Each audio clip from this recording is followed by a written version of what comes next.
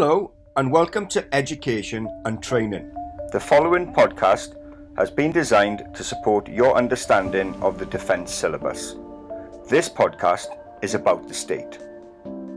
The state is a very important aspect of the international system. The ring depicts the international system. Human society is organised into political entities called states that all interact with each other within the international system. Here is our state, the United Kingdom. The modern nation state refers to a single or multiple nationalities joined together in a formal political union, which has a government, a permanent population, defined borders, a monopoly on force, sovereignty, and recognition from other states. Now let's look at each of these characteristics in more depth. The government, or central authority, is the system by which a state or community is controlled. There are many different types of government, from theocracy to democracy, communism to liberalism, aristocracy to autocracy, and you could name a few more, and to be honest, it gets a little confusing. However, it is easier to understand it if we look at the types of government that all of these can fall under. And they are known as either rule by one, which is an absolute monarchy or dictatorship where one person holds the power. Don't confuse this with a constitutional monarchy like ours. Our Queen acts as our head of state and has a role within government. However, the Queen cannot start dictating to Parliament or making decisions that would affect the state, whereas leaders such as Kim Jong-un of North Korea or King Salman of Saudi Arabia hold absolute power and can make decisions that affect everyone in the state without their authority being challenged. Or we can have a rule by a few, an oligarchy. An oligarchy, or well-known oligarchs, were the Spartans, who had 2 kings and a council of 15 ephors who would make all the decisions for the state. The Spartans believed this form of government was in everyone's best interest, as the few in control were considered the best educated and most experienced, and therefore best placed to make decisions that would affect everyone in the state. Russia and China are examples of modern states that believe in this principle. Or rule by a majority, a democracy. The word democracy in Greek means demos, people, and krasi, rule. Therefore, the people should rule. This form of government came about when the people considered either the oligarchy or dictator they lived under to be corrupt and not in the interest of the majority of the people, and therefore the people should hold the power. Most modern states are democracies or aspiring democracies, and it may seem to make perfect sense that the majority should rule. Why then do some states oppose democracy? Well, consider this. Did you vote in the last general election? And if so, did you really understand what you were voting for by reading the manifesto of the party you voted for? Also, did you read the manifesto of the other parties to see what they were offering? If not, what were you actually voting for? If you'd like to find out more about democracy, where it came from and how it evolved, please view the Democracy podcast. The other type we need to consider is no rule, or anarchy. Anarchy simply means leaderless. This concept does not exist for any state, as all states have some type of leadership or central authority. However, it is an important concept to understand for the international system, as the international system is considered to be anarchic. the international system that all states live in do not have a central authority or recognized government that can enforce laws or enforce behaviours within the international system. We will talk more about this concept during podcast for the international system. This map shows exactly where all these types of governments fall within the globe. As you can see, the green indicates the free world, what we would consider to be functioning democracies. The majority, or nearly all the Western states or states associated with Western culture, are considered free. Then we have states that are aspiring to become democracies but not quite getting there, and we call them partly free. And then you can see the purple area, which are states that are either trying to be functioning democracies but doing that bad a job at it, we call them failed states, and therefore the people there are not free, or they oppose democracy and believe that there are better systems of controlling or managing their population.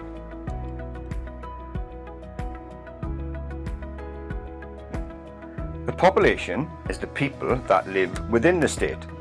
The UK is made of 4 distinct nationalities that are governed from the central authority in Westminster. These are England, Wales, Northern Ireland and Scotland. Some power is decentralised to each of these nations' local governments. However, this does not mean that they are independent from the central authority. Most of the major decisions are made by the central authority.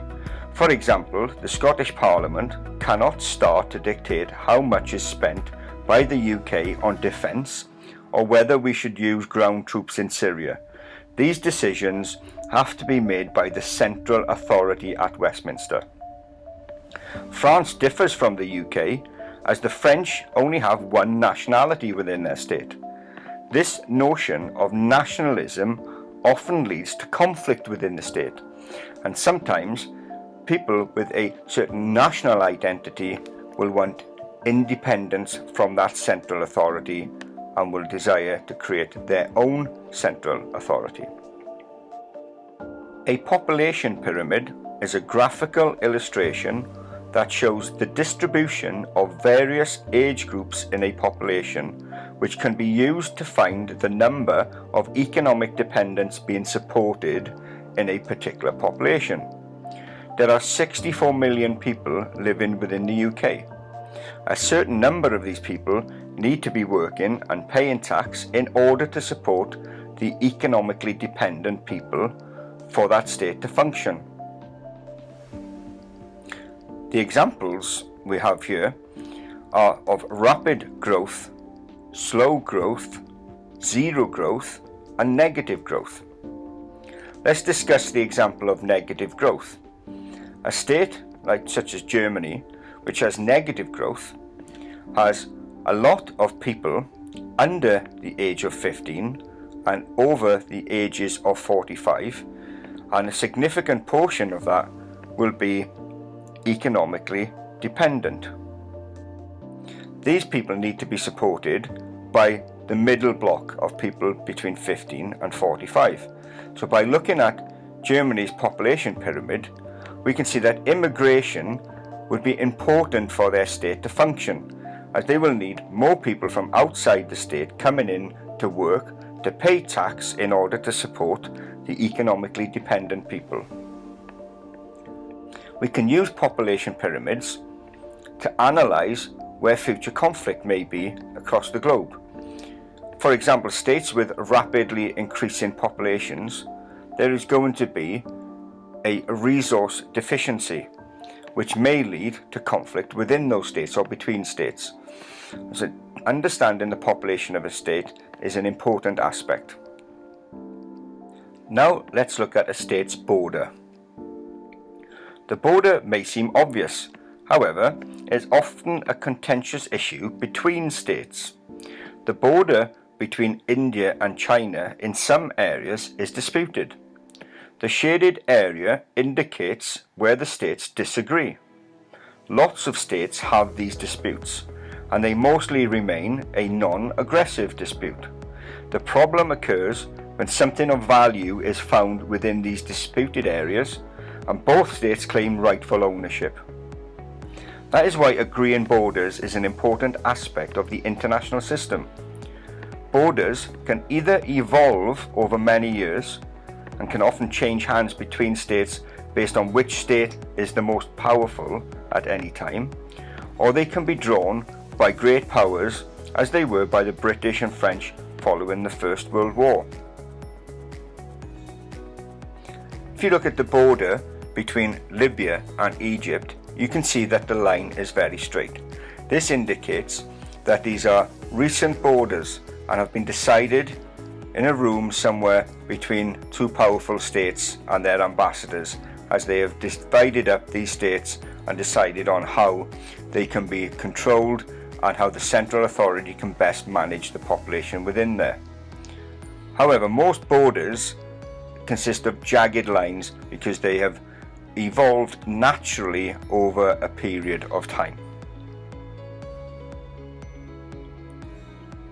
Let's now look at monopoly on force.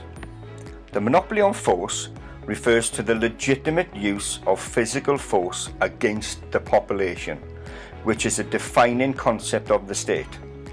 The state as an organisation holds the exclusive right to use, threaten or authorise physical force against residents of its territory if the state feels it is under threat. For example, if a minority of the population were using violent tactics against the government, we would acknowledge that it was right for the government to use force in order to protect the majority of the population. There is always contention when a central authority uses force against its people. The conflict in Syria is a good example. Is Assad using force legitimately in order to stabilize Syria? The Russians and Iranians, both oligarchies, believe he is. However, Western democracies believe he is not and should be removed. We believe that the majority of the people there are being oppressed, and that this monopoly on force concept of a state can be removed, and we should be able to intervene in order to restore a government that can do the job properly. This leads on to sovereignty. Sovereignty means a state or governing body has the full right and power to govern itself without any interference from outside sources or bodies. In political theory, sovereignty is a substantive term designing supreme authority over some polity. It is the basic principle which comes from the Peace of Westphalia.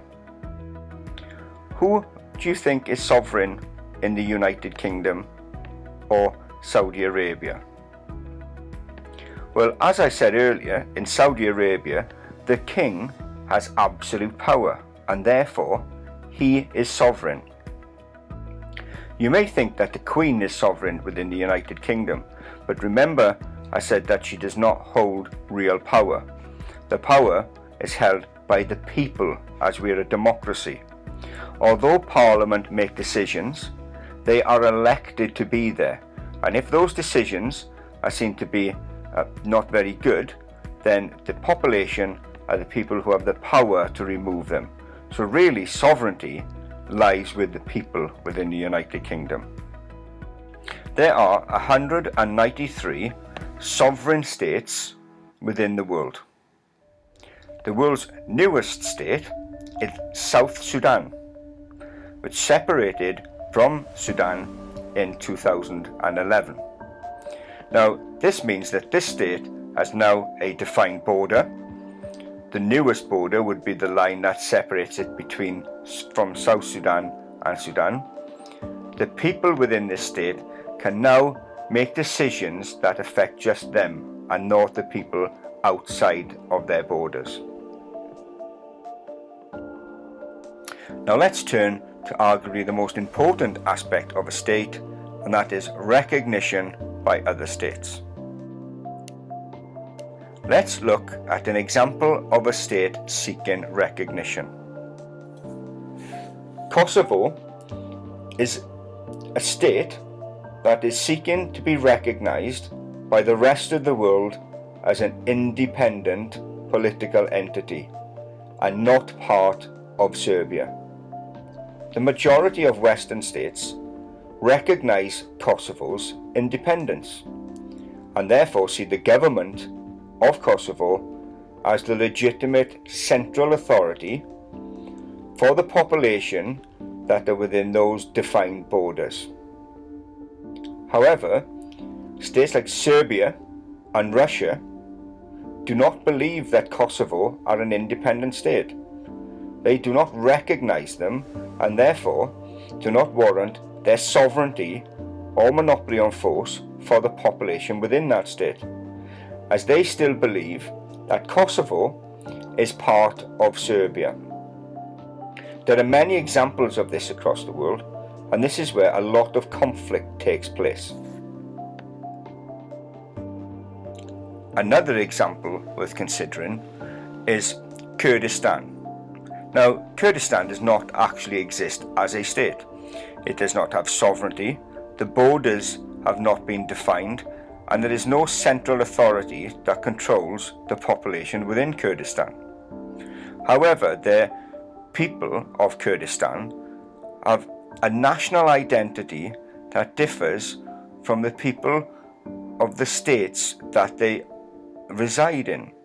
Now, this causes a problem because the Kurds in Iraq and Syria, Iran and Turkey do not recognize those governments as the legitimate central authority over them, and they are seeking independence. But remember the problem with the borders. None of these states would be willing to give up this land to the Kurds because they just don't know whether this land will become extremely valuable, and therefore the Kurdish people have to live under these other state central authorities. Another example for recognition is China and Taiwan. When China went through a civil war after the Second World War, the government, the nationalists of China, were losing to the communists. So the government fled to Taiwan. The majority of the international system recognized the government that had fled to Taiwan as the legitimate authority of China, and Taiwan was called China for a period of time and even held a seat on the United Nations Security Council. But once mainland China became more powerful in terms of its military and economic might, then the rest of the world decided to change who they recognized as the legitimate China. And now mainland China is called the People's Republic of China, and we refer to Taiwan not as China anymore, but as Taiwan. So you can see that recognition is a very important aspect for a state. Now, these are the main concepts that help us to understand what a state is made up of. How this will help you on defence is because three aspects that we look at closely on defence are foreign policy. Now, our state has to look out at the rest of the international system to see how all the other states behave, what type of central authority they have, what the population needs.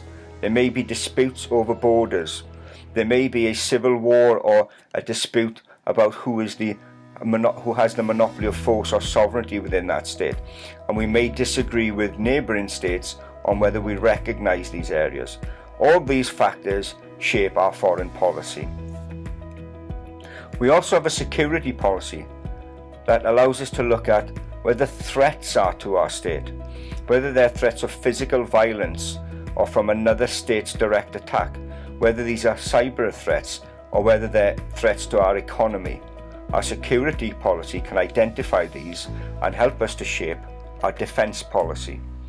In 2015, the Strategic Defence and Security Review was rewritten.